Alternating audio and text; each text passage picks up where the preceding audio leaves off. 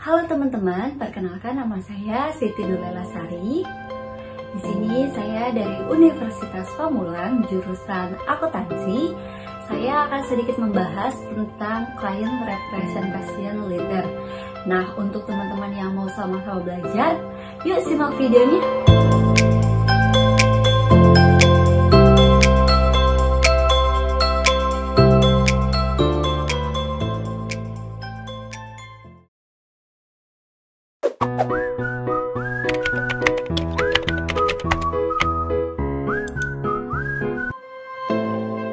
Client Representation Leader adalah surat yang dibuat oleh klien dan ditujukan kepada KAP sebelum laporan audit diserahkan kepada klien.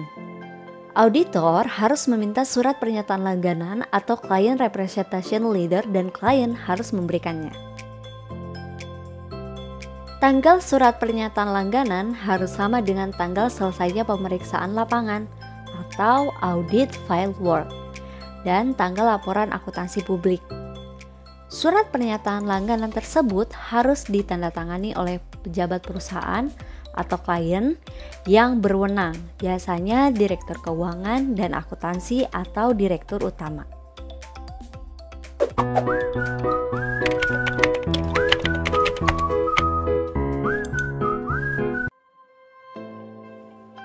Client Representation Leader berisi pernyataan mengenai beberapa hal yang penting seperti 1. Manajemen harus bertanggung jawab terhadap kewajaran penyajian laporan keuangan perusahaan sesuai dengan prinsip akuntansi. 2. Semua data baik catatan akuntansi seperti jurnal, general ledger hingga laporan posisi keuangan dan juga catatan non-akuntansi seperti notulen rapat direksi, akta perusahaan, dan SOP yang diperlukan dalam pelaksanaan audit seluruhnya diperlihatkan kepada auditor. 3. Lalu ada juga penjelasan mengenai pos-pos laporan keuangan. Misalnya, pertama, piutang yang disajikan di laporan posisi keuangan semuanya bisa ditertagih atau sudah dibuatkan penyisian yang cukup. Kemudian, aset tetap yang tercantum di laporan posisi keuangan semuanya milik perusahaan dan dicatat berdasarkan harga perolehannya. Ketiga, utang yang tercantum di laporan posisi keuangan betul-betul merupakan liabilitas perusahaan. 4. Dalam Client Representation Leader juga terdapat menyatakan ada atau tidaknya aset perusahaan yang dijadikan jaminan atas kredit yang diperoleh dari bank. 5. Menyatakan ada atau tidaknya transaksi-transaksi hubungan istimewa atau related party transaction dengan perusahaan induk atau subsidiary. Misalnya, untuk transaksi pembelian atau penjualan, maka harus dinyatakan bahwa transaksi tersebut dilakukan dengan harga pasar yang wajar.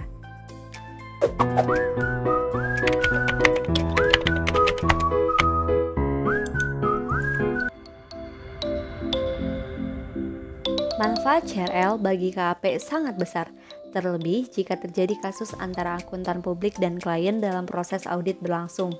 Apalagi jika kasus tersebut sampai ke ranah hukum, maka CRL ini dapat menjadi alat bukti yang sah bagi akuntan publik. Misalnya, klien memberikan data keuangan palsu sehingga menghasilkan laporan keuangan yang dapat merugikan para penggunanya. Karena merasa dirugikan, para pengguna laporan keuangan ini mengajukan tuntutan kepada akuntan publik sebagai pihak yang independen.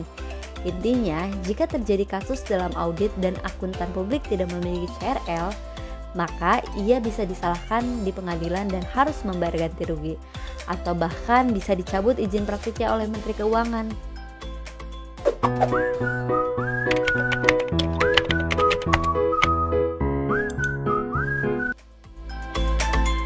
Institut Akuntan Publik Indonesia menyatakan dalam Standar Profesional Akuntan Publik atau PSA nomor 17 bahwa CRL umumnya memiliki hal-hal sebagai berikut. Tersedianya catatan keuangan dan data yang berkaitan, tidak terdapat kesalahan dalam laporan keuangan dan transaksi yang tidak tercatat, informasi mengenai transaksi antar pihak yang mempunyai hubungan istimewa, ketidakberesan yang melibatkan karyawan dan manajemen, pengungkapan saldo kompensasi atau perjanjian yang menyangkut pembatasan terhadap saldo kas dan pengungkapan line of credit. Hak atas aset, hak gadai atas aset, dan aset yang dijaminkan dengan adanya perjanjian untuk membeli kembali aset yang sebelumnya dijual. Rugi dan komitmen pembelian untuk jumlah persediaan yang melebihi kebutuhan atau pada harga di atas harga pasar. Terakhir yaitu liabilitas lain dan laba atau rugi bersyarat yang harus diungkapkan. Nah, jadi itu dia sedikit penjelasan mengenai Client Representation Letter. Semoga ilmunya bermanfaat. Terima kasih sudah belajar bersama.